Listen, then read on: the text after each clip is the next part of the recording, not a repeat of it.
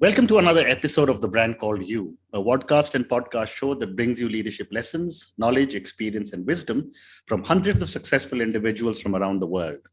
I am your host, Ashutosh Garg, and today I'm delighted to welcome not just a good friend, but a very, very tall leader from the world of accounting, finance, and taxation, Mr. David Julian Jones. David, welcome to the show. Thanks so much, Ashutosh. And humbling to hear that introduction. Thanks so much. Thank you. Friend first, always, but Absolutely, I agree. So David is the partner at BSR and Company LLP. He's a general management specialist with technical grounding in the field of assurance, and he's got a fascinating side hobby, if I can, or a side supporter. He's the president of the Royal Rangers India Football Club Private Limited, and we're going to talk football as well in this episode. So, David, let's talk of BSR and Company LLP. Tell me about the scope of work you handle. Right. So, Ashutosh, I recently joined BSR. Just 3.5 months into my journey here.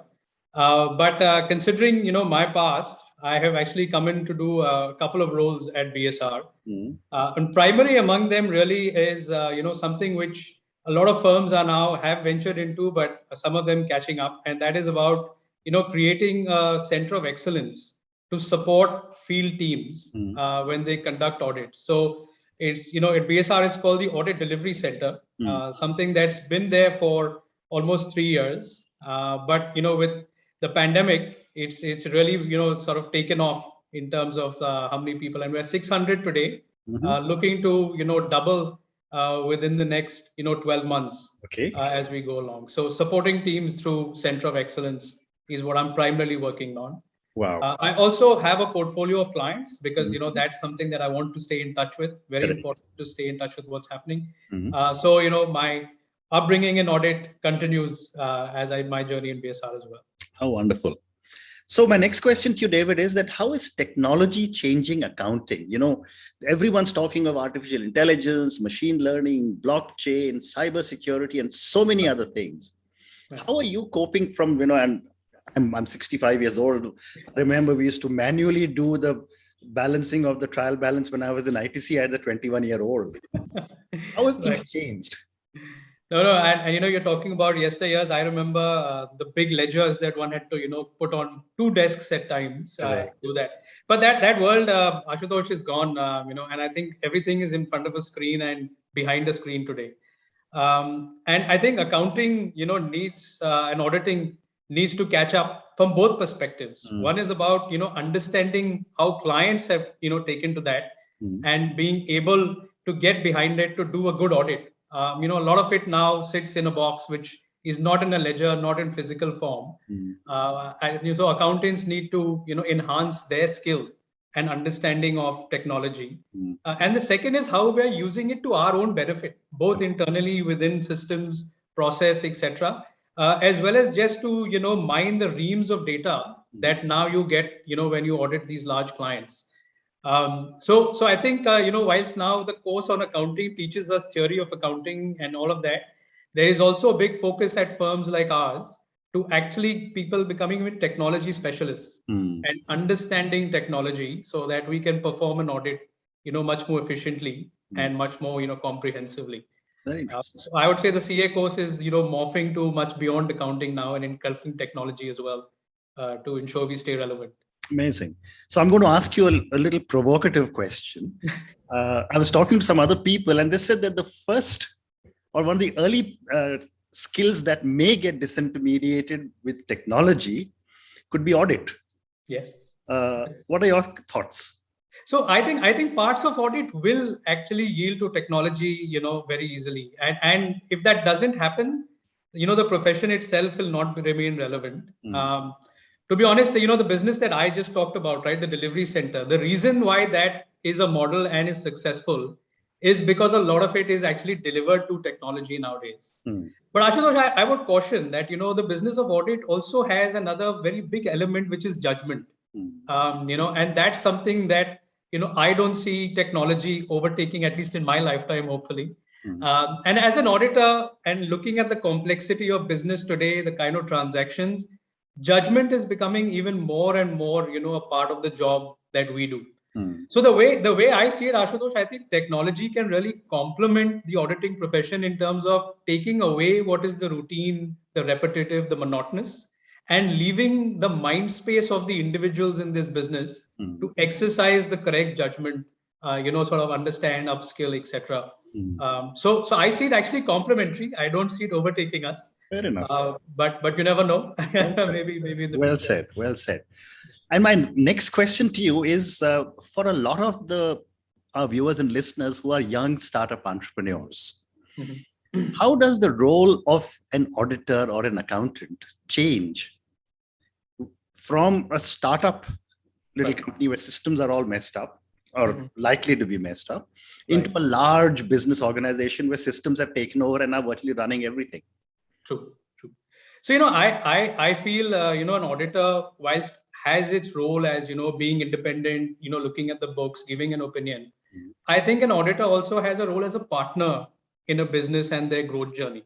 So, understanding where your client is on their cycle of evolution. And you rightly said, when it's a startup, the focus is on building the business. Sometimes growth is so, quick and large that processes take time to catch up. And I think an auditor's role there is to, keep on the lookout to just make sure nothing is going off the rails completely. We understand that process and system does not need to be at the, the highest levels. But at the same time, are they getting it right in terms of the financial statements that they're putting out there? And there's a stage in which you start to ask the next level of questions and say that, now maybe it's time, your size of your business is such that if you don't have these levels of systems and processes, something is bound to go wrong and we're not going to find out. So keep challenging, I would say, the entrepreneur to, get better and better. But at the same time, like I said, that challenge has to be graded. It needs to be phased. It needs to be in relevance to the business. You can't ask a startup to, put in all the corporate governance and, bring in independent directors. It'll kill the business. And, where we work, only where we have clients. If we don't have clients, there's not going to be an auditing profession. So well said. It's very well said. What a great response. So moving on, over the years, I have seen that there has been a lot of pressure on the big accounting firms for various reasons. And we won't get into names or any reasons, but what can be done to manage such kind of challenges? Because from a client's perspective, there can be issues that will keep coming up, but the accounting firm seems to get it much harder, in terms of a knock. Right. No, I think, the saying within the accounting world, at least, Ashutosh, is that, auditors are not considered to be humans, because if we error, then, that's the end of it. But I guess, the profession has taken, people who sign up for this do take a higher ground to say that, you need to get it right. You need to get it right every time and the first time. There is no second chances in this business. I think just to answer your question, I think one is about understanding stakeholder needs and communication. I think where the profession has gone in is to a lot of, complexity, a lot of jargon, a lot of caveats that we keep putting. And I think a lot of our stakeholders today either don't understand that because it's too complex, too verbose, or really don't care after a point, because, the profession on auditing is always looking back. It's not talking about the future. Correct. So I feel there is an opportunity, actually, if you ask me, as auditors, to sort of try and see, how many stakeholders we can manage in a sec that, we are actually doing justice. So, not try to get too far in what we're doing, but at the same time, make sure we are continuing to challenge ourselves and not being, those people who are only looking back and giving past statements. So it's a big debate in the auditing world, but something that, is still open. But like I said, I see it as an opportunity, and that point you made earlier about being relevant, if we don't take these, we will actually kill ourselves as a profession much earlier than otherwise. Fascinating. So my next question comes to your firm, BSR. Right. What are you doing differently as compared to a lot of the other big names? How are you different? So I think at BSR, what I find to be a big differentiator, and this is, I've not been at a lot of the other firms, so I confess it's more hearsay rather than an inside experience. But I would say at BSR, there is no, and particularly in the auditing business, there is no glut or, sort of, this thing around building business as a book, blindly. And I'm not saying others are doing that, but I just find BSR to be a lot more conservative, in their approach when we look at clients, when we want to take on clients, when we deal with issues. And I feel part of it is got to do with just, the current regulatory environment. We've consciously taken a call that, profits are great and we love profits, but, we also like to sleep well at night and know that, your book is a clean book, and, something that, you can defend if it comes to that. So I think that, to my mind, is one of the biggest differentiators. We are extremely picky and choosy about clients that we like to work with. And, hopefully at some point, the fact that BSR has, does your audit itself commands a premium. So it's a hope and, a bit aspirational, but I think, as a profession and as a partnership, we're quite happy to, sort of invest in that. Amazing. So one more question relating to accounting before we move to football. Sure. The new generation of the millennials, and now millennials themselves are now in their mid to late 30s, and the Gen Zs. How are the younger generation of people taking to the accounting profession? Are they making changes? Oh yes, and they're forcing us to change in a lot of ways. Okay. So I think one thing is very clear, and I look at, obviously I'm a couple of generations away from the generation that you're referring to, but the sense of questioning, the sense of conviction that people to get people to a certain level of conviction takes a lot longer.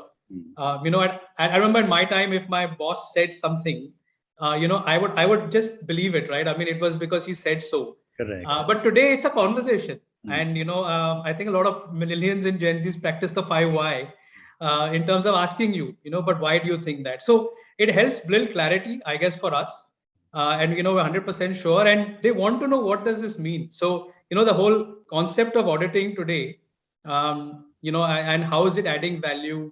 How is it actually relevant? It has taken a lot of redefinition when we talk to these generations, because they don't understand things like because for the greater good of society or because of capital markets, right?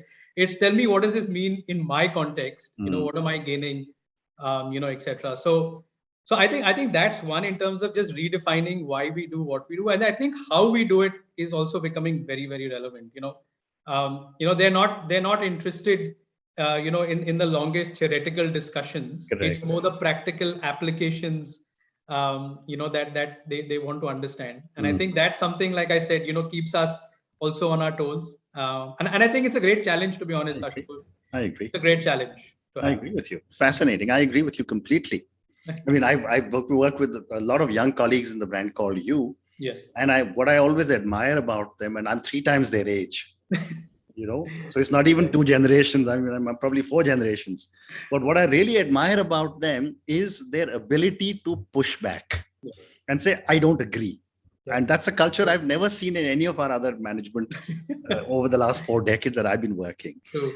But David, now moving to football. You are the president of Royal Rangers India Football Club. Yeah. Tell me about the club, how it was formed, and how you are involved. Sure. So Ashutosh, soccer, football has been a passion in my family. My father started this club 27 years ago when we shifted from Bombay to Delhi. And it was more a response in terms of what he saw happening with youth and how they were spending their time. And he was a sportsman all his life, and he just felt that any sport, and soccer being something, is in a great way to discipline oneself, expend energies, and obviously team sport always sort of carries its own learnings. So that's how the club got started, to be honest, 27 years ago, and it continued for many years. And playing in the Delhi senior division. I played for the club when I was young, etc. But quite recently, I would say about 8 or 9 years ago, I started getting involved because my kids also were getting passionate about soccer. And, I could see that there was a dearth of opportunity, where we were. So we actually expanded. We went into women's teams. We got youth teams. We started an academy. All of that. And now it's a round the year project. We also run a foundation for underprivileged kids. My mom passed away in 2012, and we just set up a foundation in her memory. And we run programs, grassroots programs for children through soccer for boys and girls. Largely helping them get into colleges through sport or get a job through sports quotas. And that's the real objective of some of these programs. So fascinating. Yeah. But my question, and that has been in my mind for a very long time, that for a game which is the world over called the people's game or the common person's game, why is it that it is not so popular or hasn't really produced some amazing world-class players? Because all that you need is a field and a ball. Right. I mean, I'm simplifying it, but no, absolutely, Ashutosh. I think unfortunately, at least in India, soccer comes to be a poor second cousin to cricket. Correct.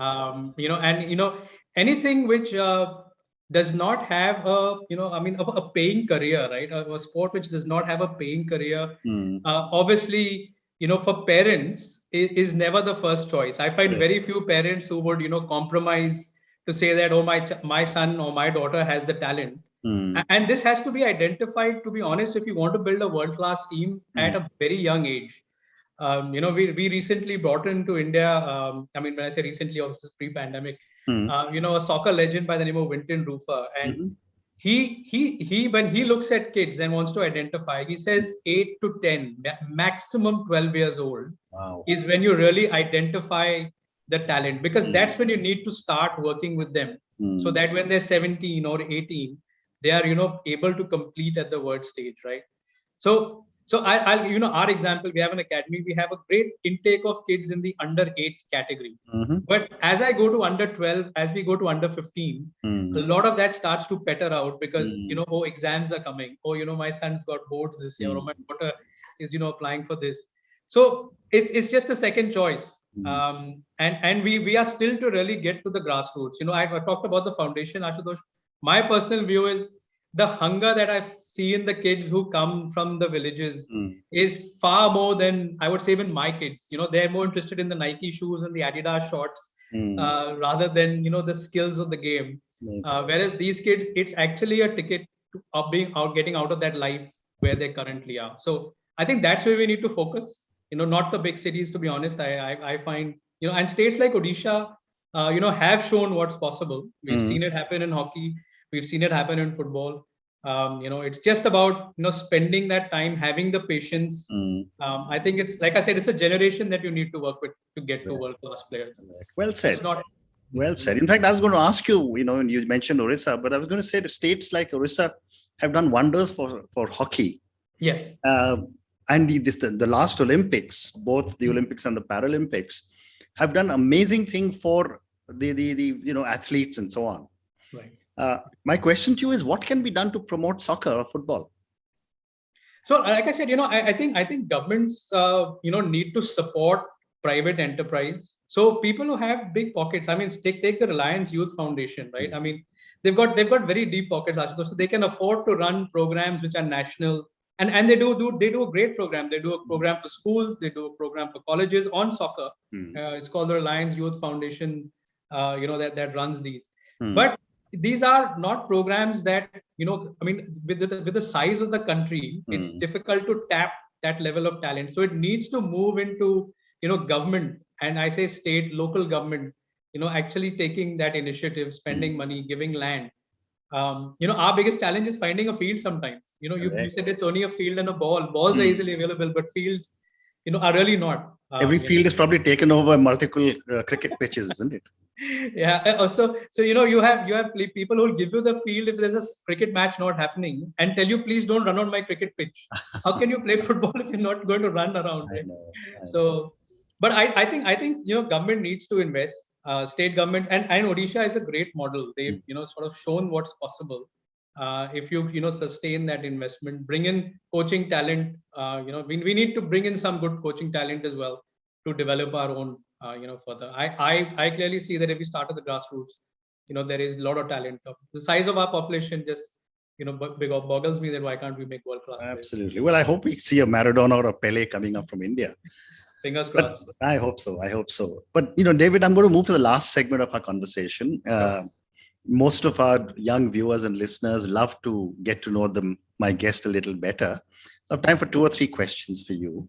Sure. My first question is that what would you say are 3 key milestones or pivot points in your life or your career? Okay.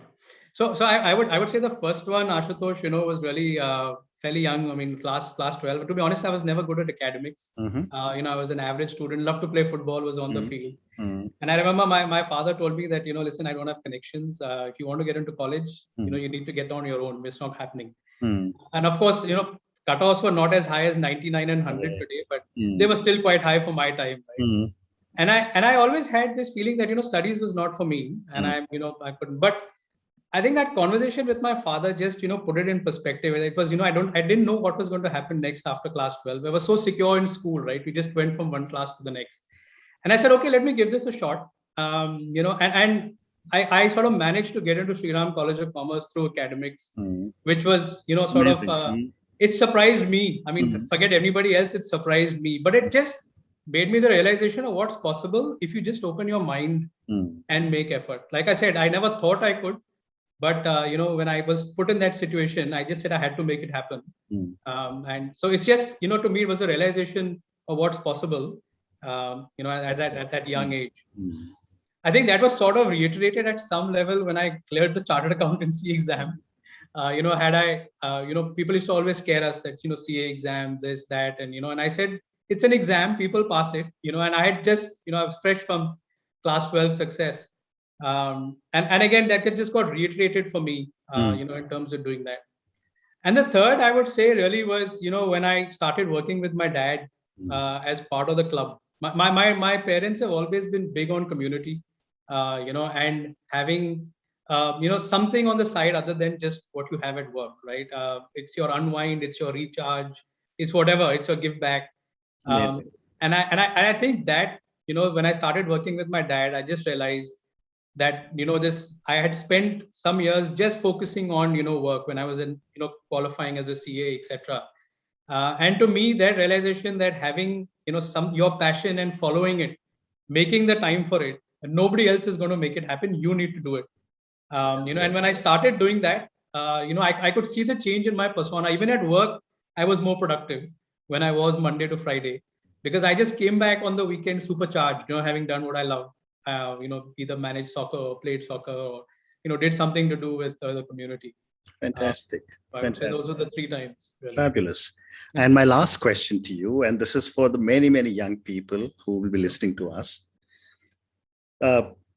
As someone who has really reached right to the top of your profession, what would your advice be to a young individual starting off on his or her journey as an accountant? Right. So couple of things that, stood me in good stead, Ashutosh. I think, one was about always be open to learning and be curious. A lot of times people, when they clear the CA exam, they think they've arrived, I've become a chartered accountant, I know it all. To me, that was the start of a journey. I, still go and ask the very basic questions from, anybody I work with. And I found I always got different perspectives and different expectations. Right. And different views. And I think that to me was, really, really great, because I knew that if I was to progress, it was also about people management rather than just my technical skills. Technical skills, get you in the door and get you to somewhere. But very soon in your career, it's all about managing people. And I found that just being curious, asking people rather than assuming, really, really worked well for me, as I sort of, moved up. I think the other thing that I would say is be patient. And that's a particular conversation I have a lot with the new generation. Everybody loves instant reward and gratification, right? But when I look back at my career, some of the things that I thought were huge setbacks for me, now I just laugh off to say that it was only 6 months or, it was a year later and, something came through. So I would say, life is long, be patient, do the right things, rewards will come. Don't get disheartened. And that's one of the biggest strengths, I think, just being resilient. If it doesn't happen the first time, think about why, try again. It will happen. So those would be my sort of words of advice. Fantastic. And on those two amazing pieces of advice, David, thank you so much for talking to me. Thank you for talking to me about the accounting profession and so many different things you're doing. Thank you for talking to me about football. And I sincerely hope to see some really, really good kids coming out and making a name for themselves and the country in football. Thank you again and good luck. Working. Thanks so much. Been a pleasure chatting and really appreciate it. Thank you. Thank you. Thank you for listening to the Brand Called You videocast and podcast, a platform that brings you knowledge, experience, and wisdom of hundreds of successful individuals from around the world. Do visit our website www.tbcy.in to watch and listen to the stories of many more individuals. You can also follow us on YouTube, Facebook, Instagram, and Twitter. Just search for the Brand Called You.